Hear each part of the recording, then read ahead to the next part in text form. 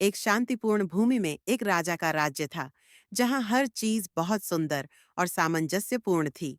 वहां की नदियां जैसे अपनी लय में बह रही थीं और हर जगह हरियाली थी। एक खास दिन, जो उस राज्य के लिए भी बहुत अद्भुत था, आकाश ने कुछ खास दिखाने का सोचा। सुबह सुबह सूरज की किरणें बादलों के बीच से निकलकर धरती को छूने लगीं। रात में हल्की बारिश हुई थी और अब आकाश ने एक सुंदर इंद्रधनुष बनाया।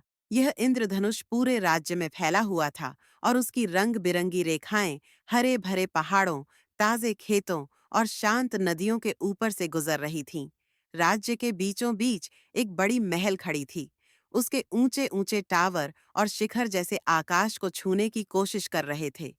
महल के पास बने बाजार में छोटे बच्चे इंद्रधनुष को छूने के लिए हाथ उठा रहे थे और बुजुर्ग लोग कहानियां सुनाते थे कि यह इंद्रधनुष देवताओं से आई एक आशा की रेखा है।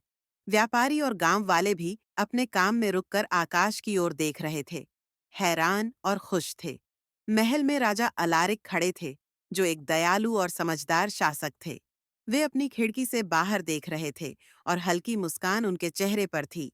राजा सोच रहे थे कि यह इंद्रधनुष सिर्फ एक सुंदर दृश्य नहीं है, बल्कि यह उनकी साम्राज्य में बसी एकता और शांति का प्रतीक है।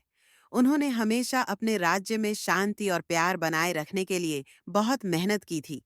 कई कहानियां थीं जो यह बताती थीं कि इंद्रधनुष का अंत महल के पास होता है और वहां खजाने छिपे हुए हैं। लेकिन यह सिर्फ एक कहानी थी, जिसे कोई भी सच नहीं जानता था। फिर भी वह हवा में एक जादू सा माहौल बना देती थी।